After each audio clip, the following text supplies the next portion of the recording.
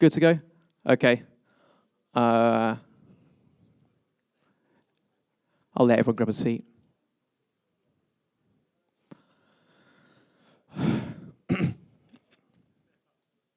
Okay, well, just to say thanks to the conference organisers for inviting me to talk here. It's my first time in Poland.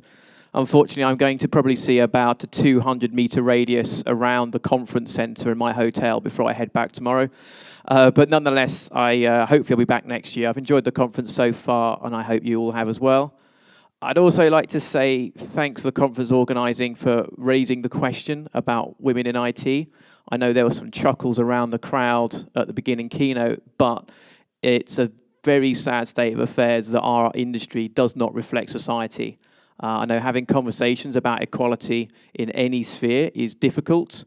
It causes some friction, but it's important that we do that. Otherwise, we'll consider to continue to be the white middle-class profession full of men, and that's a bit of a sorry state of affairs. So I'm here to talk about designing for rapid release. I'll do a very quick introduction. I want to put a few things straight away. I am not Brett out of Flight of the Conchords. We look very familiar, but I don't know all the words to Sugar Lumps, I'm afraid. I can try afterwards. Come find me in the pub if that's a cultural reference too far. I work for a company called ThoughtWorks. We are a global consultancy company. We specialize in custom software delivery. We have around 2,000 people worldwide, 26 offices. We have an office in Europe. We have offices in Manchester, London, and Hamburg. We do lots of open source stuff as well around the side. You might know tools like Selenium or Cruise Control. Those are tools that we created at ThoughtWorks. We also have a studios division, which does a few products that might be of interest to you. There's Mingle, that's a story tracking system. There is Twist, which is for sort of automated functional testing and making those tests readable to non-developers. And there's a tool that I use quite a lot called Go, which is a continuous delivery tool. So this is about CI, but with build pipelines. I won't mention these again. If you're interested in what these tools can do, come find me afterwards or go grab a demo. There's another thing you might be more interested in as techies, is a thing we put out called the Tech Radar. I'm on the ThoughtWorks Technical Advisory Board as a group of 12 of us that meet to talk about emerging technology trends and really map those down on, well, whether or not we think that it's worth you looking at them right now. This is freely available every 6 months. The March edition is out, where we rail against bloated web containers. So Adam on the previous talk may appreciate that. As you can go grab a copy. And some of the stuff I'm going to talk about today is reflected in the radar. But it's a good idea to get a sense of just how ranty we can be about technology. And by the way, we're also hiring, although I suspect I've got that in common with every other company here. So let's start at the beginning. Why is rapid release important? I've come here to talk about how you can change your application designs to make it easy for you to release your functionality quickly and seamlessly. But I wonder, is that even important to you? How many of you are working on systems that only get deployed maybe once every 6 months, or every year, or every 2 years? How many of you are working on systems that are deployed weekly? Well, some. Okay, that's a good number. What about daily? Right, 1 or 2. If I asked that question 5 years ago, I wouldn't have got hands up at daily. I probably would have got howls of derision, and as though I was talking about some mythical world far, far away where unicorns tread and PHP is a decent programming language. But unfortunately, those things have changed. But there are things that people do to enable their software to be released with those sorts of frequency that are important for all of us to understand. Many of us with a 6-month or a yearly release cycle or a 2-year release cycle, we are missing a few tricks that we can borrow from the startup world, from people like Flickr and Etsy and those sorts of people. What I'm going to talk to today is around how we can make that happen for applications in the enterprise space. The reason this is important is because if you write code and you haven't released it, then what value is it? What good is it? You can see every single piece of functionality you create as like an untested hypothesis. It might be useful. Until you release it, you won't really know. So the more you can release code quickly, the shorter the gap between having an idea, putting it into production, and knowing if it works. If it takes you 6 months or a year, that's a huge amount of investment and potentially wasted money. And by the time you find out it's awful and doesn't do what you expect it to do, which is a remarkable amount of software that we deliver, unfortunately, it's an awful lot of waste. So this is important. This is very important, especially if you want to remain competitive. What do we think about when we design? I mean, Ivor mentioned this morning the idea that we should think about principles that drive how we are going to design our systems. When we think about the blueprint, that are going to drive how we evolve our applications. These principles are based on constraints, things we're trying to solve within the problem space we've got. We're going to think of things about scaling. We might have an understanding about how the use of this system is going to scale up, scale down. We'll think about how durable the service needs to be. What happens if a data center goes down, 2 data centers go down? If that's important to us, we'll build that into our designs. Geography. Where are my users? Where are my servers? Compliance. Any of you working in retail may have to deal with the dreaded PCI Level 1 compliance. Those things have an impact on your design. Technology. Do we know Ruby on Rails? It might be a great technology. Does anyone know it? We might think about the performance of our application, the latency. What are the important things there? All of these factors play into the principles we derive that we then use to drive out the design of our system. But what about thinking about how easy it is to actually release the software? Where's that? We don't really think about those things that much, do we? And certainly, if we luck out and discover a design that makes it easy for us to release, we don't necessarily know what it is that makes it easy to release. So hopefully, I'm going to draw out some patterns in how we can build our systems to make this possible.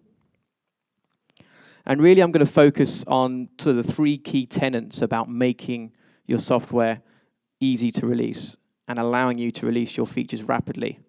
The first thing is about making it very quick to make a change.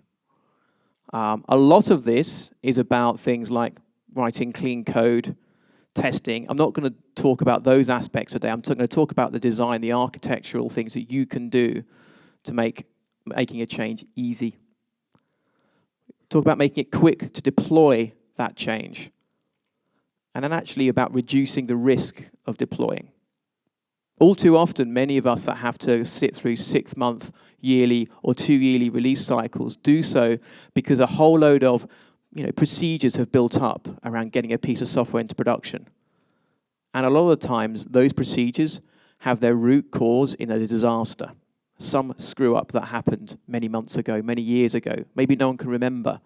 But now we are bound up with a huge amount of paper trails and box-ticking exercises to get our software out there. So it's not just enough that we can theoretically deploy frequently. We've actually got to be able to do so in a way that reduces the risk of each deployment and therefore wins the trust of those operations teams that Adam talked about earlier that we might not be able to work with as closely as we might otherwise like. Let's think about a concrete example. We have a music shop. I've got version 1 of my music shop is out there right now. And has all kinds of interesting features. One of them is it has the ability to recommend CDs that you might like.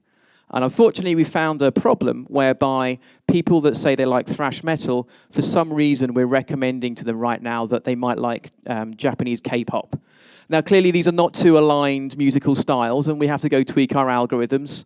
So we send off our recommendation engine bots who think about that change long and hard, and they come up with a fix. And it's a small fix. It affects maybe one small one small part of our overall system, our big monolithic application, and it affects one little part of that. So I've got version 1 in production, and I've made a fix. So I have to deploy a new version. So that means effectively that gets blown away, and a whole new big, maybe it's a WAR file, maybe it's a jar file, gets dropped into production. That's quite a small change. I may have been able to make that change quickly, but the impact of my deployment is quite large. That whole system had to get replaced for a very small change. It's those kinds of impacts, potential risks, that cause people to get hesitant about releasing that change quickly and easily. Let's consider a different example. Let's imagine that my music shop actually consists of multiple little components. Now let's think about making that same change. Maybe it's the same size change, but now I have the ability just to deploy that individual component. So in this example, the same change has very different impacts in terms of the deployment that you then have to make. So this is a key thing. Talking about reducing risk of a deployment, you want to reduce the impact of a deployment. The nice thing as well is, if you think about wanting to make a big change, if you can break that big change up into small pieces, small chunks, releasing each one into production, you may achieve the same end goal. But every single release you do, every small block that I put out there by itself is a potential rollback point. If I discover an impact, I can roll back that small change. I'm not rolling back a big change. I can roll back a small change. But I also learn things about my system, about how it behaves. I learn things about the performance, how much the client likes it, how much the customers like it. I get my data. I also get very good at releasing my software. I have to release, 5, 6, 7 times. So that's a release process that is used and is tested and is valuable and is important. So simplify that as small incremental releases actually help reduce risk. The key thing is being able to make that change without having a huge impact. So what do we do to our systems to make it easy to make these small changes? Let's consider a simple way that people tend to decompose systems up or code bases up. Think about static libraries. The Jakarta Commons, your commons logging or whatever framework you might put in. If you want a Java project and you're dealing with dates, you'll have Joda time, right? Because of what happens to Java with calendar and dates. So we break our system up into these little chunks. So maybe in my music shop, I have my recommendation library. This is the culprit to blame for the the Korean K-pop mistake. I might have some libraries around invoice creation and all those sorts of things. And of course, because I'm using a language maybe like Java, I have to have a string utils library as well, because the strings don't have things I always need on them. Now this is helpful. I've got small units. These small components can be easy to reason about. I can understand. I think about, I need to change the recommendation code. There's a bug there. It's probably going to be in the recommendation library. You also get very fast turnaround in CI cycles. I can build and test that library independently of the whole system. That improves my own feedback times. These are good things. Code reuse is another good reason to decompose big code bases into small libraries if you've got an opportunity for code reuse amongst the rest of my organization. But in this example, it's unlikely I'm going to be reusing the recommendation library perhaps across my entire system. But this doesn't solve our problem. This might make it easier to make a small change, but it doesn't actually help us when it comes to deploying that change. As Adam mentioned earlier, things like OSGI, dynamic library loading systems, really don't work very well. And I've yet to see one that anybody I know would be happy putting into production and using in the way in which it was intended. Let's think about why they don't help us. Let's imagine my music shop's out there and we finally made our big launch and we have our static library. We have version 134. I always forget the version number. So we're working away, fixing our K-pop bug, and we'll put some other features in there while we're at it. And out comes a new version of our library, the 200 series. The 200 series has a much bigger database. It's aware of everything from thrash metal to Hoover core. It's got a sideline in dubstep because dubstep's so hot right now. But the problem is I've still got to release that library. It's a statically linked library. So how do I release it? I still have to release the whole application server stack again, just to change one jar file. That impact is fairly large. So this is the challenge. If you change a statically linked library, this is going to result in a new deployment of the application. Let's think about a different way we could make that work. How could we change our recommendation library without having to change the system and without having to resort to dynamic library loading systems that have all sorts of problems associated with them? What if our music shop was just a website? What if our recommendation library was a separate service? This could be an XML RPC, could be a REST-based service, could be talking to it over protopaths, doesn't really matter, but a separate service. So there we are, busily talking away at the server. We come out with a new version, and we just switch the link. What's my impact of deployment here? Well, I've only changed the recommendation library. I haven't had to change my music shop, I've just changed the link.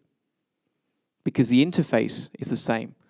The behavior is similar enough that there's no need to change the interface. There are other advantages to this approach. When I deploy my new version of the recommendation service, before I actually repoint the traffic, I get the ability to run some smoke tests against it. I could deploy it into the production system. I could look at it, I could test it, I could run some performance tests against it before I ever make it visible to the public. This is effectively what I'm doing here is I'm separating the concept of deploying a change from releasing the change. It's there, it's just not visible yet. This allows me to reduce my risk. The same tests that I might run as part of a CI, say doing an end-to-end smoke test, I just run as part of my deployment. I could even point my customers at it. They could do a little showcase. Oh, look, the K-pop bug is fixed. Great, fantastic. And then once I'm happy that that change has been applied successfully, that it does what I think it should do, then and only then do I have to change my link. This is Jez Humble. He's a colleague of mine. He wrote a book called Continuous Delivery. He outlines this pattern and variations of this pattern and calls them various things like blue-green deployment. The idea is I have a blue site. I can bring up my green site, test that it works, and I can flip the link. The book's well worth a read. It talks about how it talks about the basics of continuous integration and talks about how you move towards a process whereby your software is always in a releasable state. So some of the stuff I'm covering off here is detailed in the book. There's a lot more in that book besides. So this idea of blue-green deployment sounds great. This idea that I can take a unit, I can deploy it, I can test it, and then I can direct traffic towards it. Sounds fantastic. But there are all kinds of things that stop that from happening. So so what can I do? What can I do when these issues arise that cause problems here?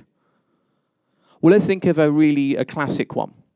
One of the things we saw in the previous talk, talking about the role of web containers and what they can bring, there was mention of sessions. Using sessions is a very common thing, especially in web-facing applications. So here I am, I'm a user using the music shop, and I'm busily looking around, putting a few things in my basket. And how am I going to store a basket? Well, if I'm a .NET developer, or if I'm a Java developer, I'm going to follow what my vendor says I should do at this point, which is use my session API. So I take a binary representation of my shopping cart, I take the very easy to use session API, and I save my basket. Of course I do that. It's what everybody else does. This way, when a user comes back later on, he can still see the contents of that basket. So what happens if I have to deploy a new version? How do I, what's the constraint here? Well, I need to direct the user at some point, right, to the new music shop. So where are my sessions? Well, I have to move them over. There are all sorts of problems associated with server-side sessions. Now, in this situation, I either need to deal with session replication, which places a burden on my network and has been the source of more production outages than probably anything else I've seen in Java and .NET projects. It's certainly the web-based projects anyway. Or I have to throw that state away, or I have to store that state in a database that's there expressly for that purpose. If you're on the web, you might want to read the cookie specification, which shows you how you can store sessions in a cookie without ever needing to store anything on the server side. So strongly suggest you avoid server-side state if at all possible. There's another really legitimate source of problems associated with trying to separate the deployment from the release of software, and that can be expensive or hard-to-source hardware. I might want to bring up a second version of my recommendation library, but there's just or my recommendation service, but I don't have enough hardware available to me. There's not a server, I haven't got enough disk space, there's not enough memory. All of these might be very valid reasons depending on the scale you're operating at. So in that situation, what can we do? Well, there's one pattern we can use called the circuit breaker. This is an example of a manual circuit breaker. So we have my website up there right now, and I'm being recommended the Breaks, of course, because they're an awesome band, so I would be recommended the Breaks. And here I am talking to my recommender, and we need to make the deployment. We need to change the version of the recommendation library that I'm using in the recommender service. But I can't because the hardware's all taken up, and there's a live site, and I don't want to take the site down. What's my option here? How do I make a small change, reduce the impact of that change? That's what I'm trying to do, remember. I want to reduce the impact of the change. I don't want to wipe the whole site out, right, because people are buying CDs right now. So what instead if on the connection, what if I just blew the connection? Said, okay, there's no recommender available to you right now. Then have the site itself say, sorry, right now our recommendation service isn't available. But by the way, you can still browse. I can still put things in my shopping basket. I can still check out. I have degraded my quality of service, but the website is still up. Now, I can deploy the new version of my recommendation light service. I can test it just as I would before. And then when I'm happy, I reset the circuit breaker. And the recommendation service comes back to life, the music shop sees it's there, and it starts sending recommendation services back there. This is outlined in more detail in Mike Nygaard's book, Release It. I think this is the most important book for any software engineer to have read in the last 10 years. Too many of us in our day-to-day work on systems that we'll never see in production, never have to support. Mike has lived through an awful lot of horror stories about what software does in production when production hasn't been thought about. So I strongly recommend you read the book. Your operations people will like you a lot more afterwards, believe me. So the circuit breaker pattern does require that you build your systems to expect failure from downstream services, but you should probably build your systems to expect that anyway. Implementing them isn't actually that hard. There are open source libraries now that implement circuit breaker available in multiple languages. It's just a combination of a timeout check and then just passing back a stopped empty response, and then just have you react to it. There's another approach to this problem that doesn't involve a circuit breaker, and that would be to use asynchronous behavior instead. Rather than having my music shop issue a synchronous request, say, okay, this guy's just put the latest Robbie Williams CD in his shopping cart. What should I recommend he gets next, other than, Better Music Sense? Well, and getting a response back immediately. Another approach is actually to treat that asynchronously and send a message. Okay, I need recommendations for a Robbie Williams fan. And at some point later, the service gets that, looks at it, pulls back the recommendations, and lets me know it. And those things can be done fairly easily, straight from the browser, just using, the AJAX, the A in AJAX stands for asynchronous, right? So what I could do is front my recommender with effectively a queue, a load of messages coming in, and I serve them. So when I take the recommender offline, well, all that happens is the messages build up, and the responses to the page stop happening. But if you're building an asynchronous service, you have to build it with the fact that you might get slow responses anyway. So all I say is, okay, I'm waiting for my recommendations. And then, when the library's ready, I pod it back up, and it starts processing messages again. Asynchronous behavior is more complicated than synchronous behavior. It's often the right way to scale. There are lots of good reasons to do it, but it does add a level of complexity. In the previous example where I had a synchronous call, degrading behavior was effectively an error condition. With asynchronous behavior, I pretty much need to build it initially with that thought in mind that I might not get a response straight away. There are lots of very good patterns outlined for dealing with asynchronous messaging in the Enterprise Integration Patterns book.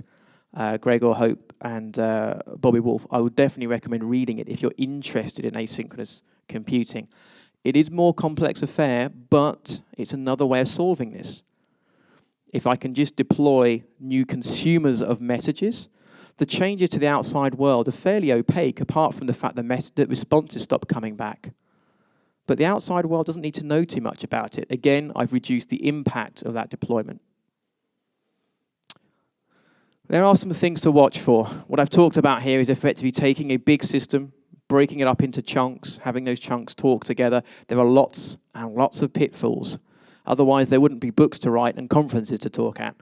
The first one to watch for is what I call the trifle. There are lots of other names for this, including the wormhole and all sorts of other names. I like the trifle because I like trifle. Let's imagine I had instead of separating out my recommendation library, I separated out my persistence layer. I once worked with a team that did exactly this. The front-end web team were in Mountain View. The back-end persistence team were in Brazil. And that's how they sliced their system. What happens when I slice my system across what effectively is a horizontal partition in my code base? A technical barrier. This is a technical boundary. Well, what happens is I suddenly find that when I want to make a change on the front, that change also needs to be applied on the back. So one feature change, and I'm hitting two services. That's not reducing the impact of a change.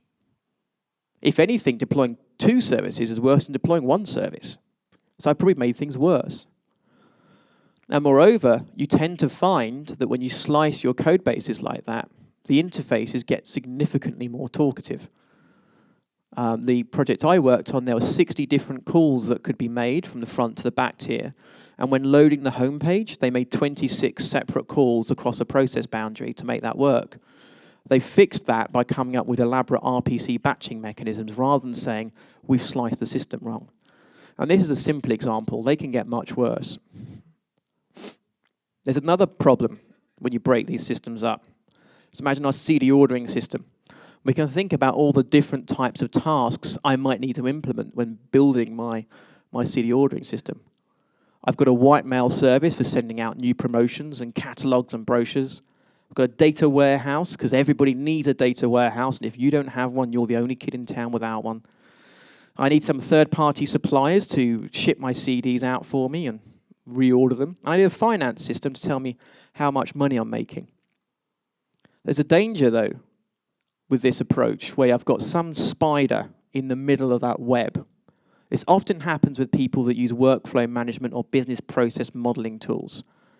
And that's that you get one big, giant brain in the middle of your web, and everything around it becomes dumb.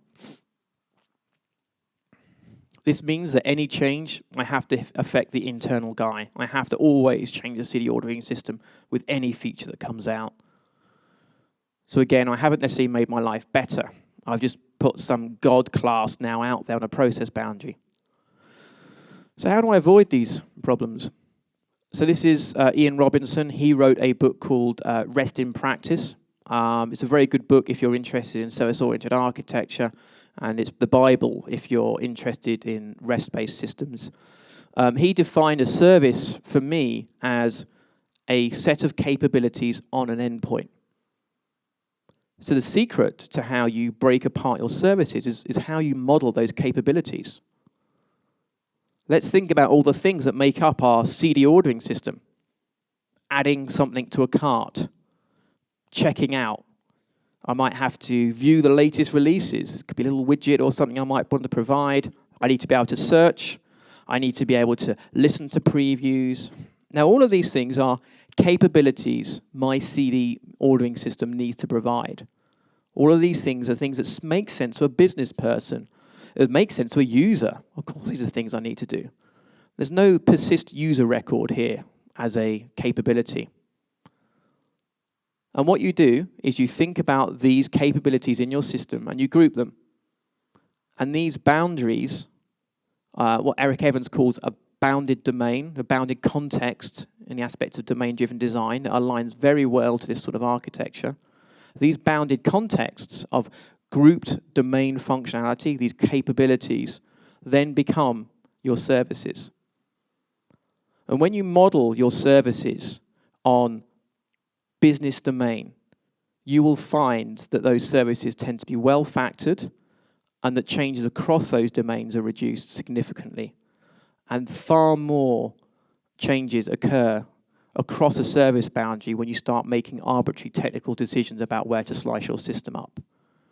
Changes across a process boundary are significantly more expensive and significantly more risky than changes you might make within one of these boxes. So whenever you're designing systems, you've got to work out how to draw those boxes. And the best way I've found is to think about the business domain, think about the business capabilities. There is another issue that can arise, though, and I've skirted over. I said you don't really need to worry about how these services talk to each other, and actually you need to worry quite a lot. Think about our music shop and some recommendation library. Now, if I just tweak the internal algorithms on my recommendation library to fix the K-pop explosion, I've effectively made a small internal change. I need to release a new version of that library, but ultimately the interface between that component and my component has not changed markedly. I'm pretty good. I'm okay here. I might now add some more features, some more capabilities to my recommendation library for other clients. But, you know, my music shop doesn't care, doesn't use those features yet. I've expanded the interface. It's an expansion. But I haven't had to change the music shop. He can still talk to him how he ever did. Sometimes, though, there's a real need to make a breaking change to an interface. There's a need to do something quite fundamental to change how the service works, or to maybe get rid of a lot of cruft that might be there in my API. And I have to introduce a breaking change. Now here, remember what I said earlier? Changing two services is worse than changing one. By introducing a breaking interface change, I have to deploy two services. But there are ways to mitigate this as well. One of the simplest is to actually think about my endpoints as being versioned as well. My recommendation library has the old V1 style interface that my music shop's using quite happily. It now needs to introduce a brand new way of talking to it, just to be able to maintain the usability of the system, maybe to allow different types of clients.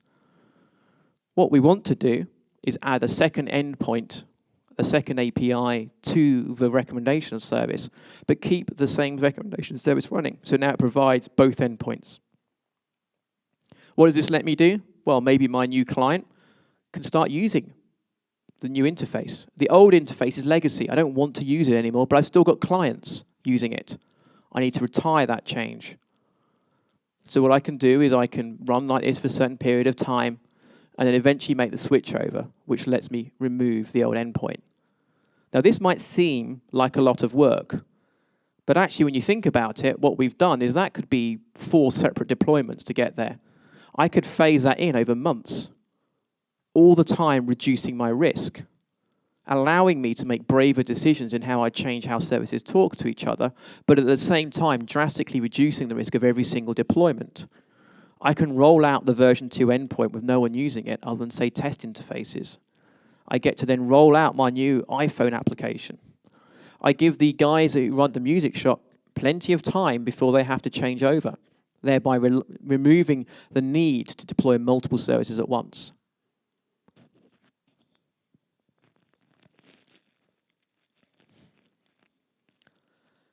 There's another challenge when it comes to service interfaces. And it's a pitfall I spent about 5 years blundering into blindly before I realized I was doing it. I have 2 shared services. I am talking business domain. We're ordering CDs.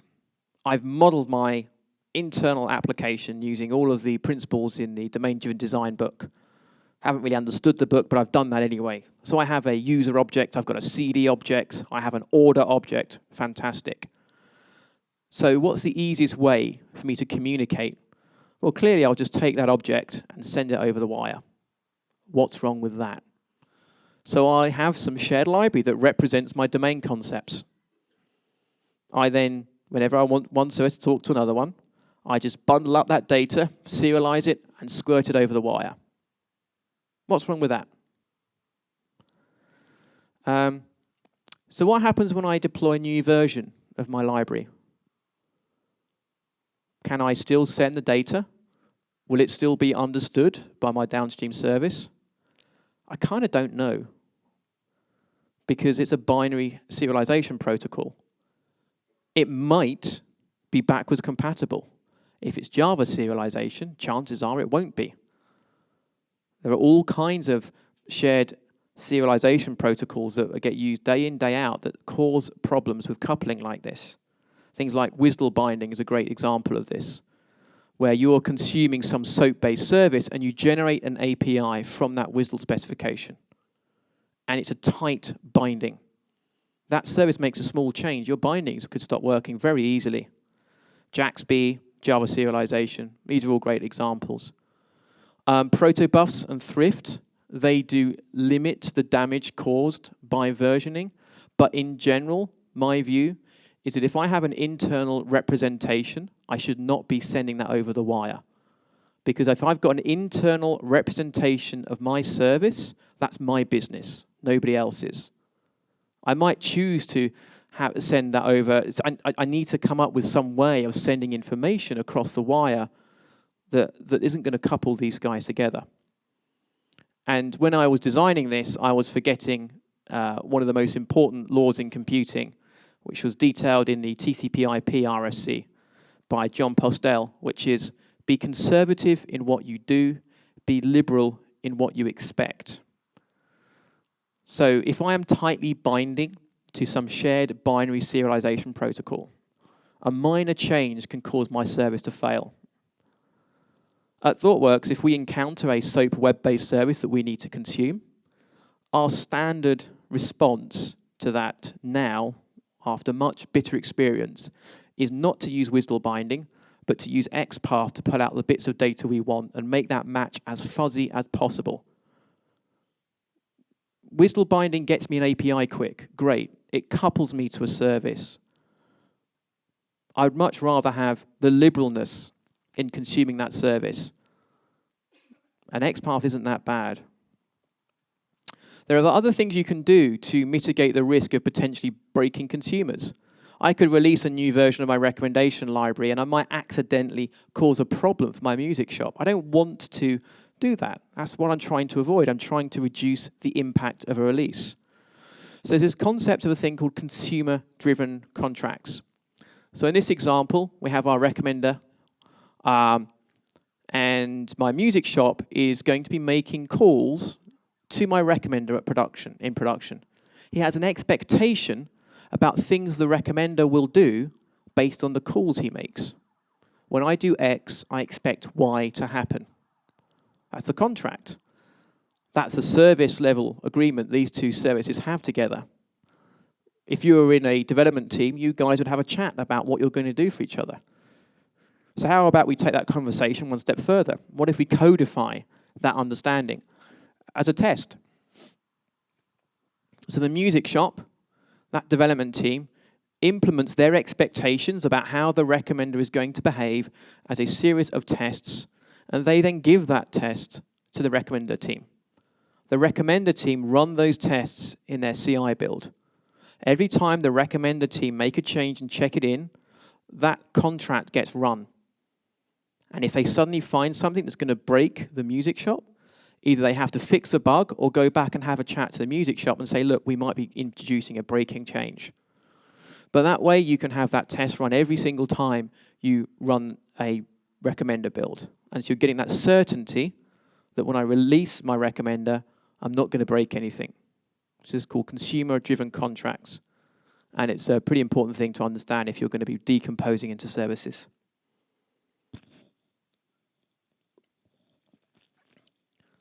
Of course, I've been saving the best for last, or rather the worst for last, because I've been talking about services. I've been talking about, calls across a process boundary, decomposing my systems into lots of units. And I've made it seem like you can pick one up and swap one in, and it sounds like Lego, right? It sounds fantastic. Unfortunately, the biggest, most annoying thing in the IT world is unfortunately databases, right? Because data's really cool. I mean, everyone likes big data, right? Because why wouldn't you like big data? Because big data is much better than small data, right? We love the concept of loads and loads of data, right? But the problem is that databases are evil. They're annoying things to work with because they're a living embodiment of state. And all kinds of challenges with that. Now, there are lots of different ways to handle, well, there are some good ways of handling database change. I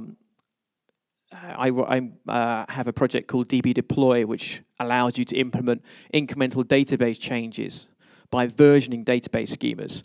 The same patterns exist in migrations in Rails. There's an equivalent one for the Django toolkit. I can't quite remember. There's dbdeploy.net, PHP versions of that as well. So look into those tools about how you actually change your schemas.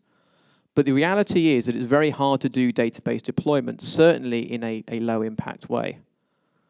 And often we make this situation far worse for ourselves based on how we come up with our service design. This is a very common pattern I see when going and working with clients on their architectures.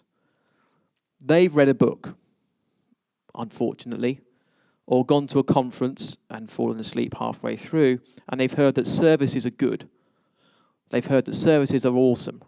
I'm really hoping everyone's still awake for the second half, because if you only read the first half of this conference talk, there's going to be a lot of bad architectures out there. Right, so what do? I take my music shop, and Sam told me I need a recommendation library. Of course I do. So what do? Well, I carry on using the same database schema, right? Because it's services that are important. Well, you've gone from maybe not a great place into a significantly worse place if you have two services sharing the same database. Because effectively, you've now got three tightly coupled services. Every time I make a change, here, I make a change to the music shop, I might want to change my database schema to make it easier to work with. I might want to remove some columns that are no longer needed. I might want to change some indexes. I might want to get rid of some old triggers and store procedures. Can I do that now on the music shop team? How do I know what impact it's going to have on the recommender? I don't know, do I? So most of the time in this situation, you find the schemas in these things to be horrendous. Rarely changed, they are added to. They are never cleaned up, they are never well looked after, and businesses go on and on and on with schemas that become fixed in time and accrete layers like sort of at the bottom of a bog or something like that. I worked at a financial institution, and we were doing a real-time credit derivative pricing system. And our main store of data was this sort of SQL database. It was actually being migrated from Sybase into SQL Server. The data model was awful. We had a giant column called data. In the giant, we'd re-implemented NoSQL, because in the giant data column was XML.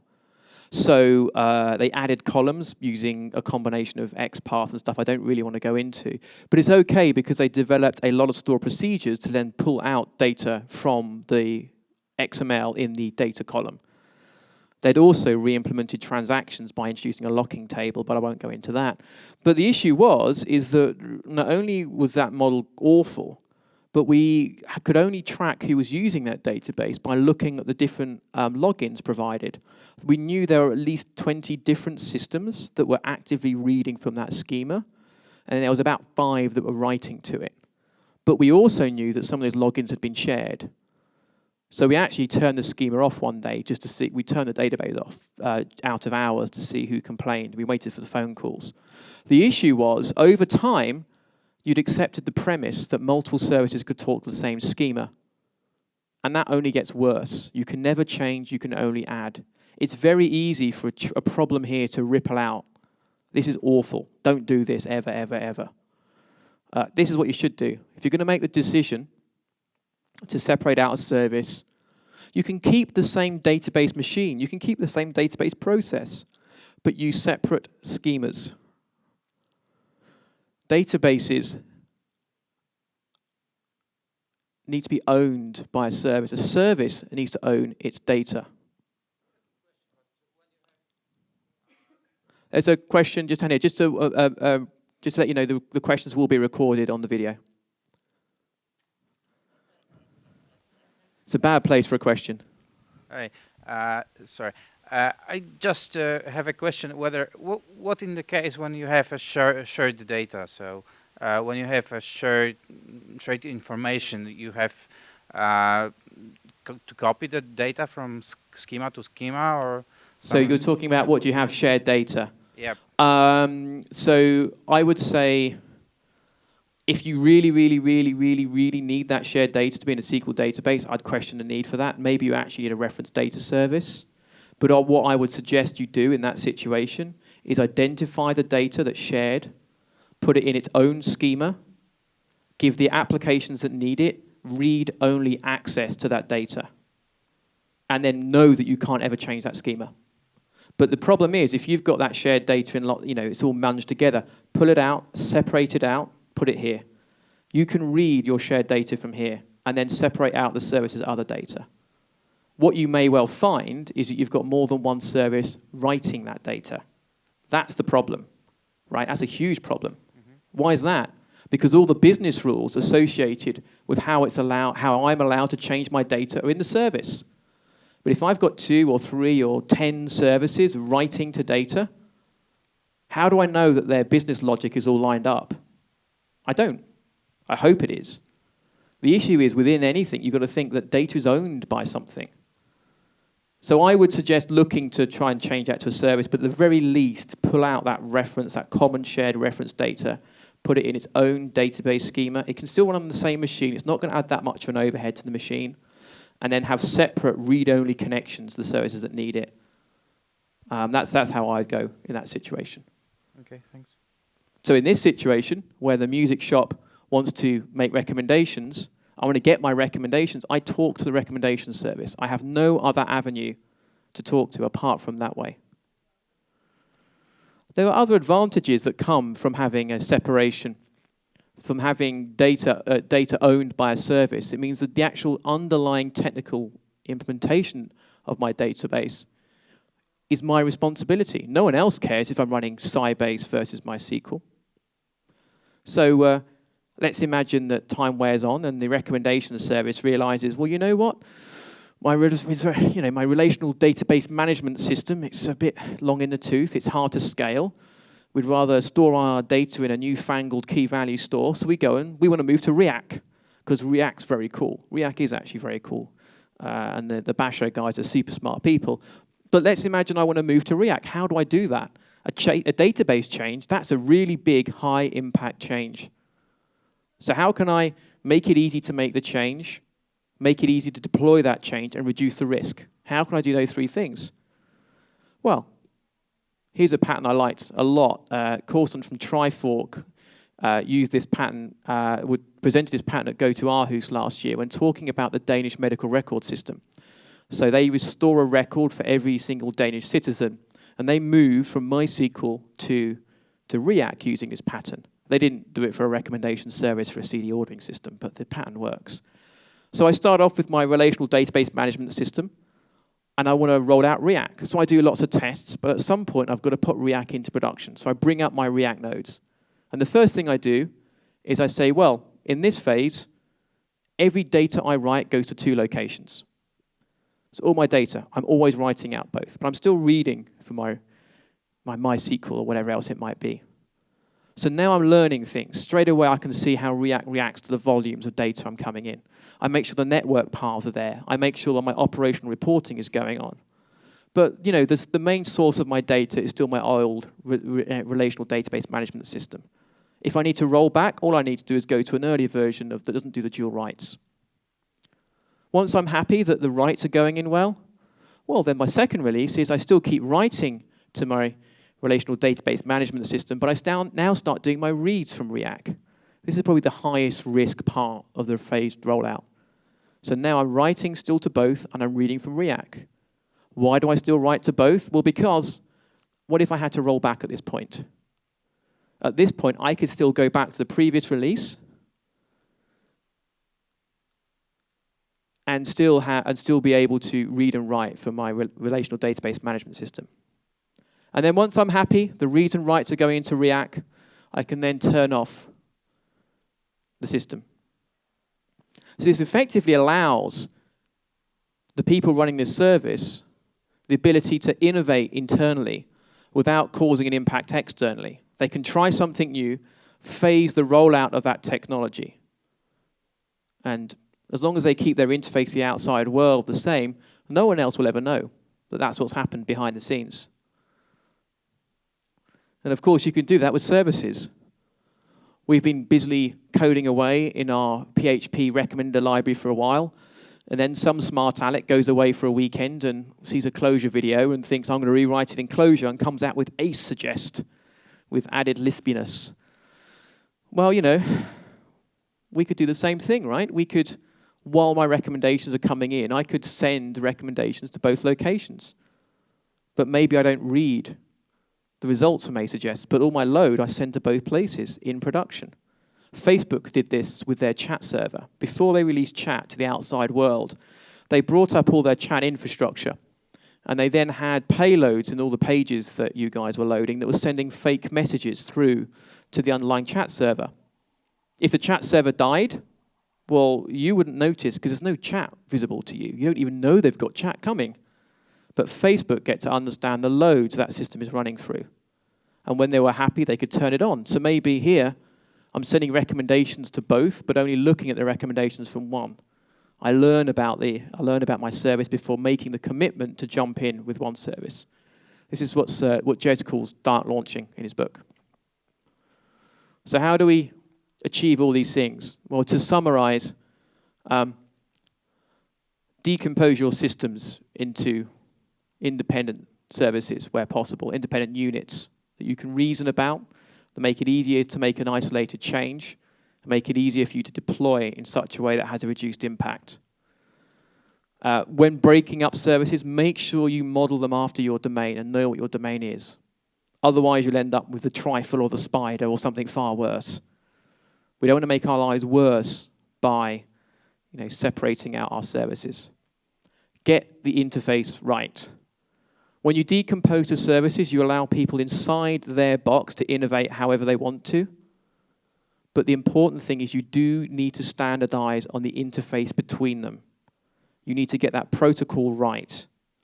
You need to pick REST or WSDL or whatever else it is, but you need to pick something and standardize on it so that rolling up a new service becomes easy. And you need to communicate using the business domain when you do that as well.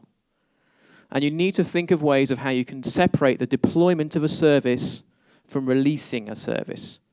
We've looked at dark launching, blue-green deployments, asynchronous interfaces, and circuit breakers as 4 different ways for you to separate deploying a service from actually releasing it to production. That allows you to release bravely, test before releasing to the public. It allows you to reduce the risk of your deployments. Well, I think that's about all I've got time for. I think we've got time for questions. So, does anyone have any? There's a question down at the front. Oh, I forgot to give the person who asked the question there a cup. You get a cup, by the way. Each time you were talking about some decomposing into several services, for instance, it adds some overhead. For instance, in having the several parts of your system, they process several different pages, right? If it's a web application, then should every system be a separate web application? So there is an overhead for decomposing into systems, and you've got to decide if it's the right thing for you. Allowing services to be deployed independently is one reason to do it. You might want to do it for different technology or scaling reasons.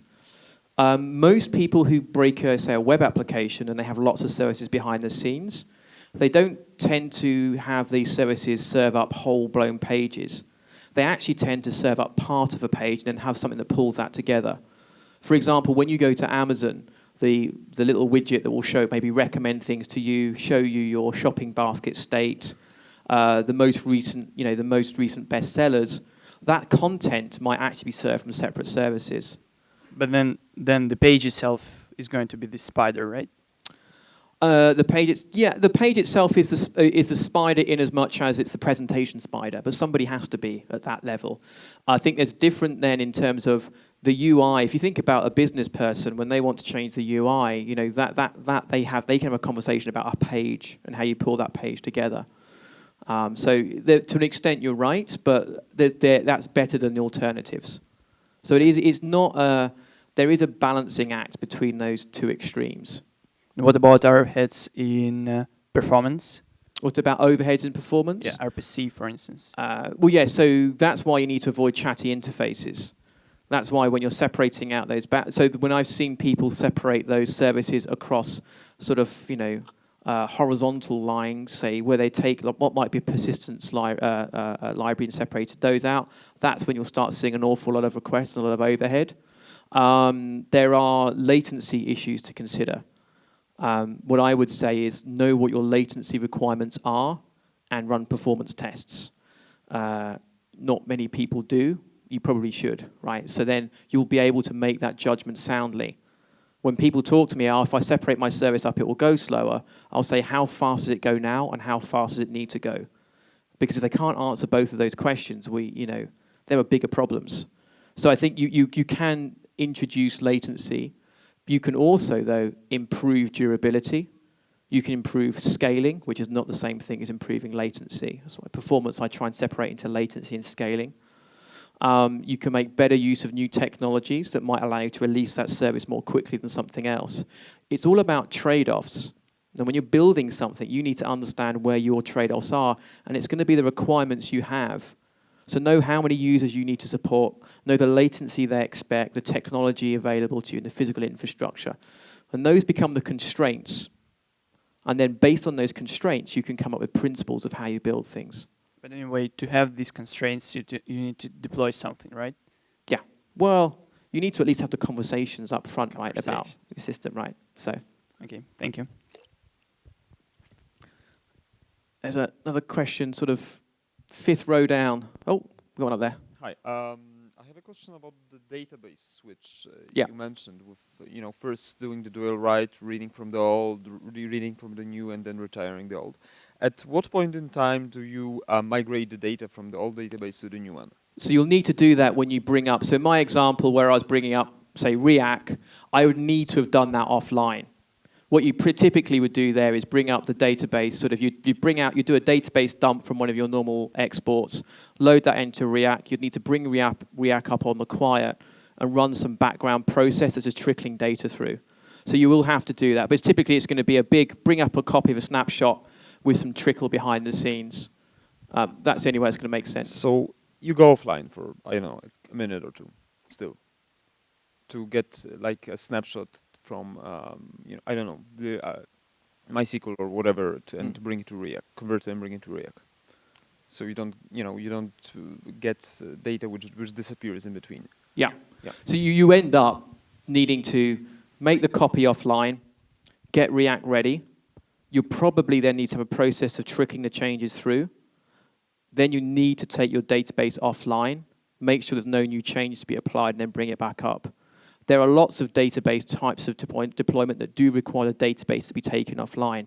Doing true zero downtime deployments in any situation for databases is kind of possible. It's really expensive. That's why you'd be very careful when you make a database change, but it's significantly more possible than people would have you believe. You're owed a mug, like your mug, I've got your mug here. Your mug's now down here, so you have to come and fetch it. We did have a question, I think, on the fifth row here, with the hands up.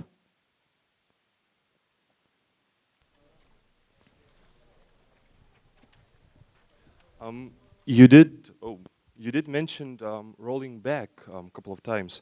What are your thoughts about rolling back instead of doing a fix and quickly releasing it? So what's my thoughts on doing a quick fix? Yeah.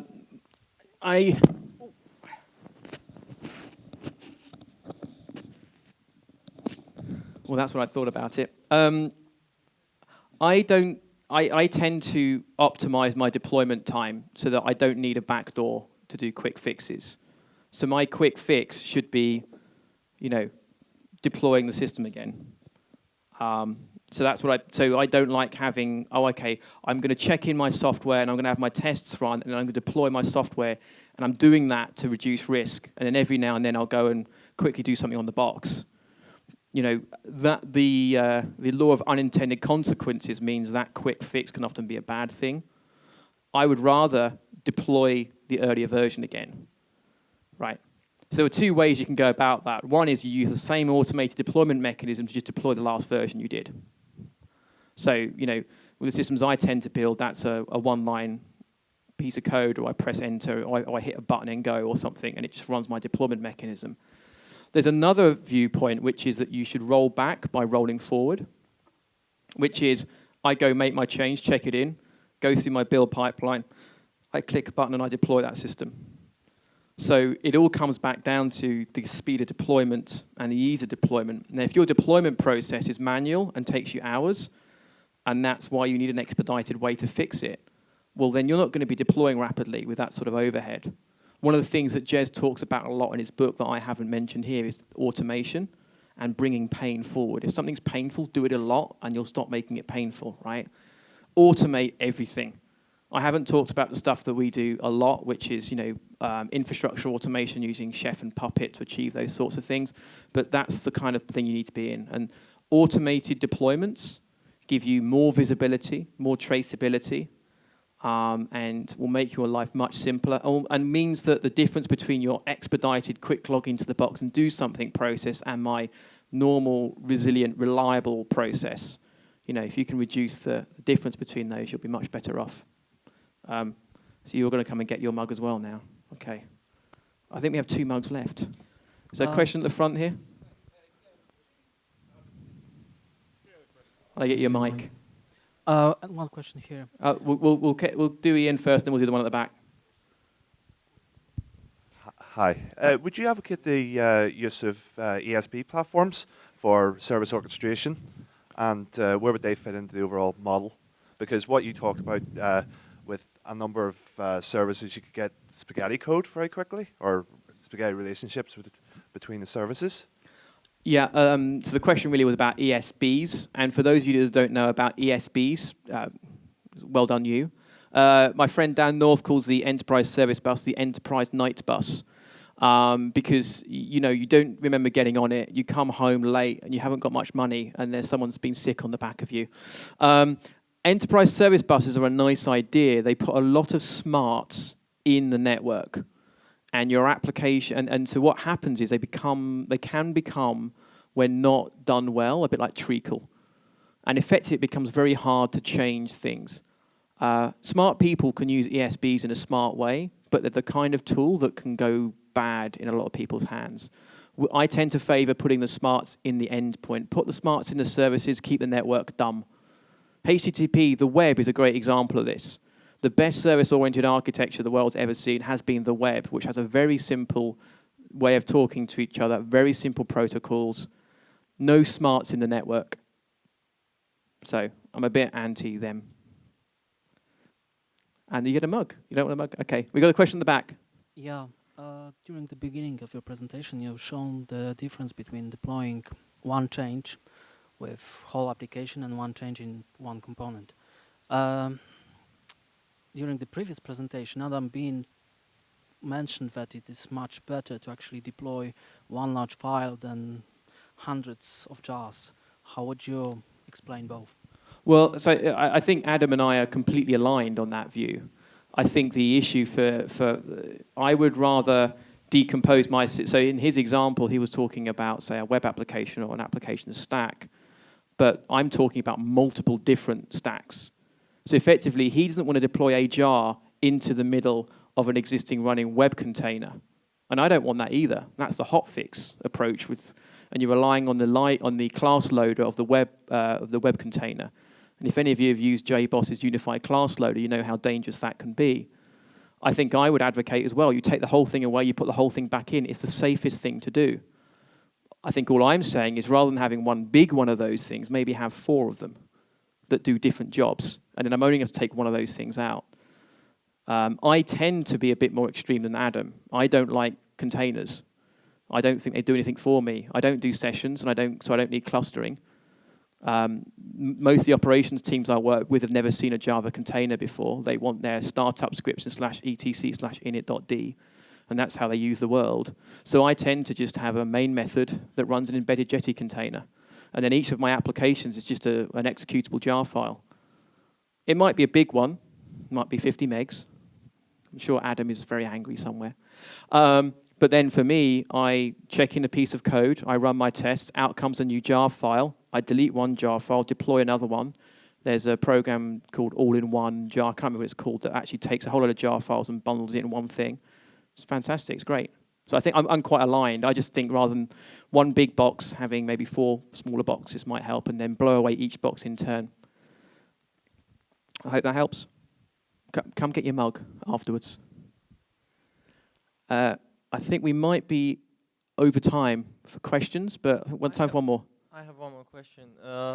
Still related to ESBs or service buses.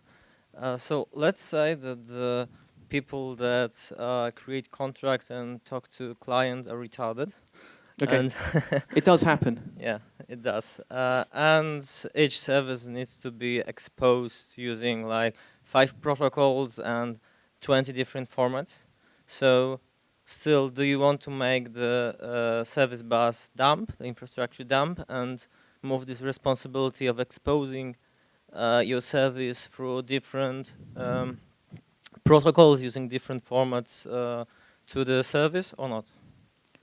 Ideally, yes, still, because if I work as a consultant, I've been brought in to deploy and look after, maybe work on one service. I trust me, and I trust my team, right? The person who runs the service bus could be somewhere else. So yeah, I would always try and keep those smarts out.